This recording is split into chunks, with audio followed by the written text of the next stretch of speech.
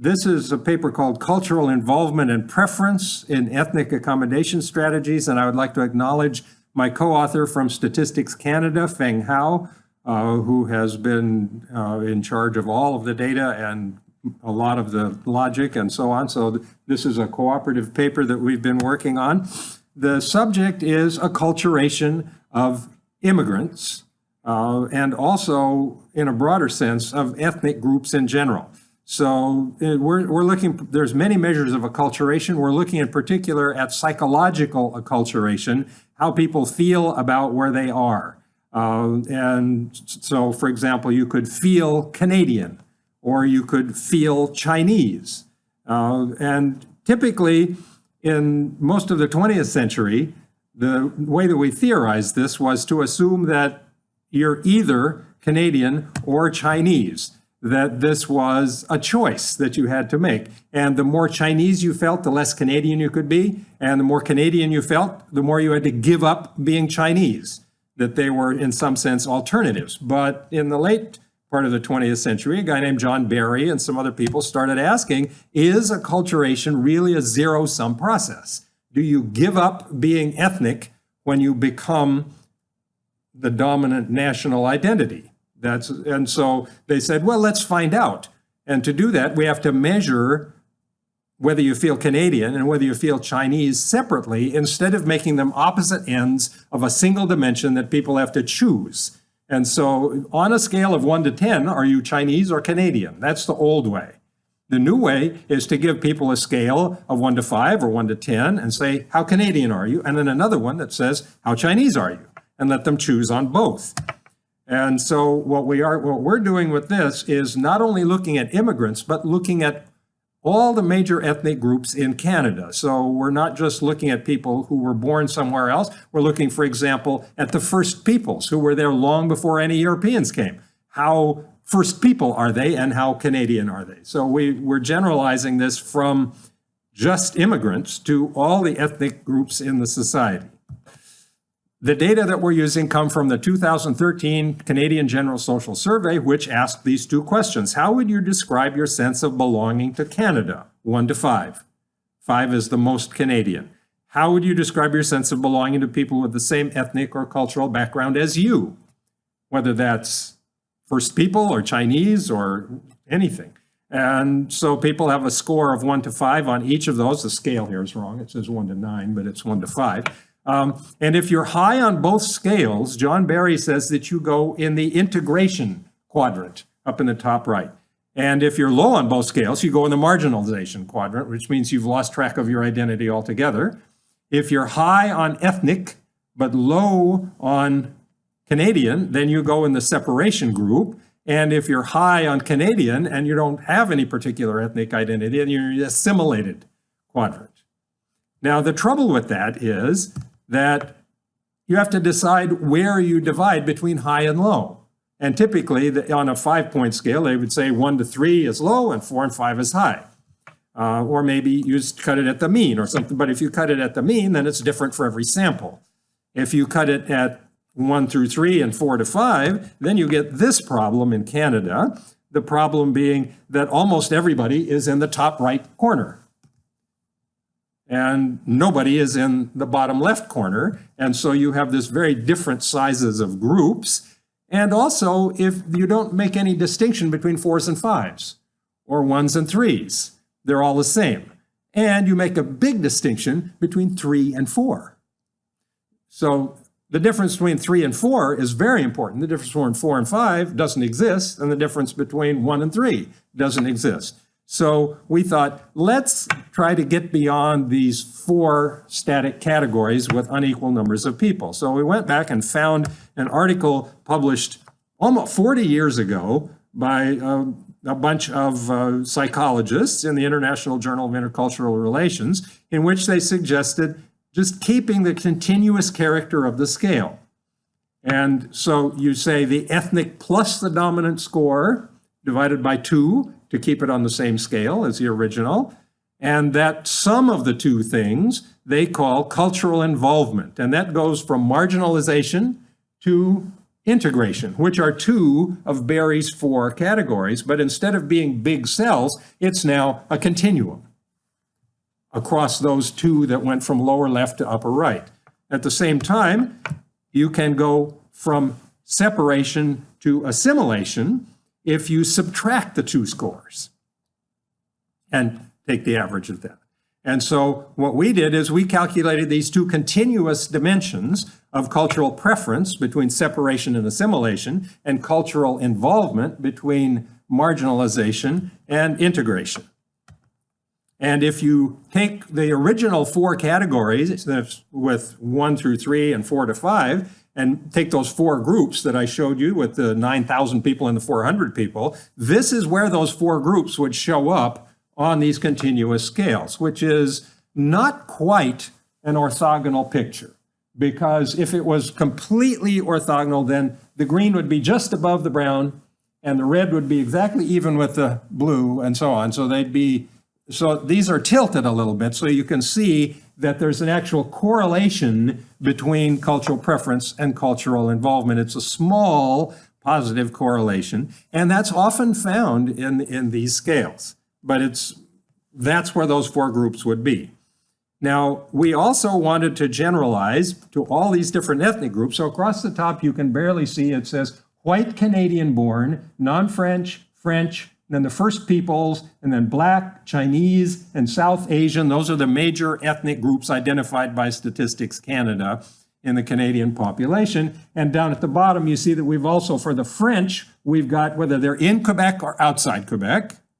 And for the immigrant groups, except for the First Peoples, who are all born in Canada, there's a few actual First People who are not born in Canada. They're born in the United States. In Montana or something like that. And so they're actually immigrant First People in Canada, but not very many. So we didn't even look at that.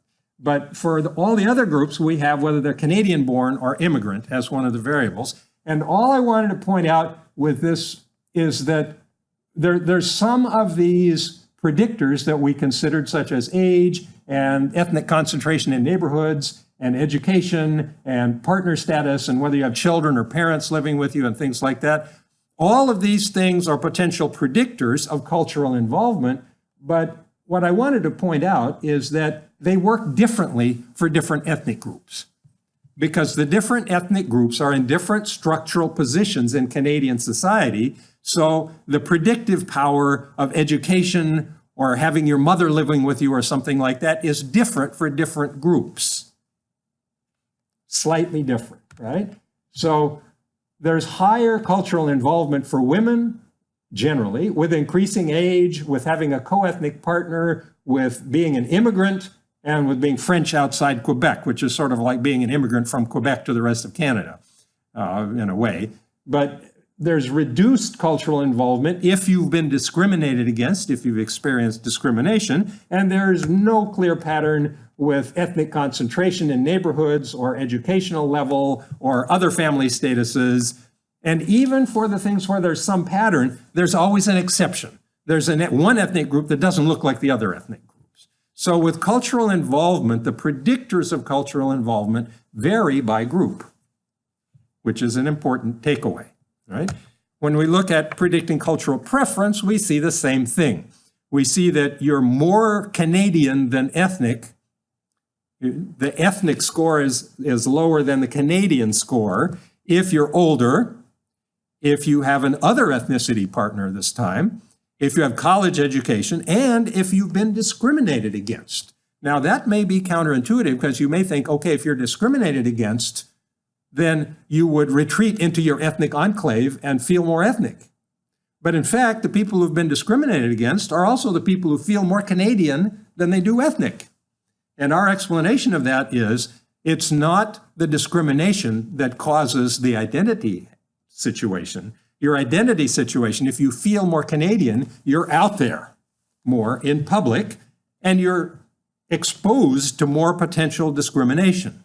And therefore, you report more discrimination events because you're more Canadian and you're not in that enclave anymore. And so it's the discrimination that's the result And it's the identity that's the cause, instead of the way most people would think about it when they first thought about it. So we think that most people would have it backwards if they guessed what would happen.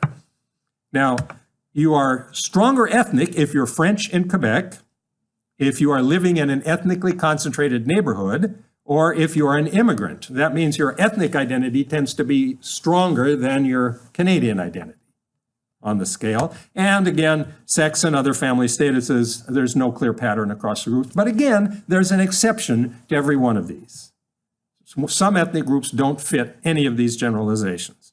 Now, here are the mean cultural involvement and cultural preference scores for all the groups.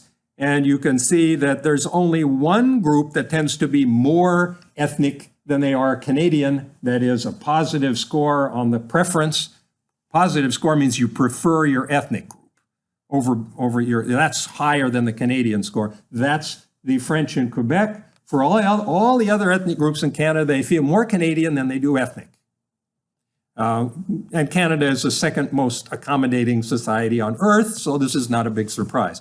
The other thing to notice is that if you look at the vertical disposition of these things, the immigrants for each of these groups are higher up on the involvement scale than the native-born Canadians, which means that the immigrants are in a bigger social circle. They have their immigrant friends and they have Canadian friends and so on. I don't know what it means exactly, but black is above black, French is above French, South Asian immigrants are above South Asian Canadian born, Chinese immigrants are above Chinese Canadian born. So immigrants are always more culturally involved than the native born people of the same ethnicity, which is something you have to think about. The other thing to notice is that there's no clear ordering on the left and right preference between the immigrants and the native born. So the Chinese is one way, the South Asians it's the other, the French is, there's no pattern there. But the final thing that I wanted to point out about this way of looking at it is that if you pick a couple of these, each of these dots represents the central tendency of this cloud of respondents in that group. And clouds of respondents have other things besides a measure of central tendency. They also have a measure of variation. And so if you look at the standard deviation or the variance in these two dimensions, we can talk about what we call the ethnic receptivity index. If you have a greater standard deviation in cultural involvement than you do in cultural preference, that means that the cloud of observations is stretched vertically. And we think that goes along with on the other hand, if you have a greater cultural preference variance than you have cultural involvement, then you're stretched this way.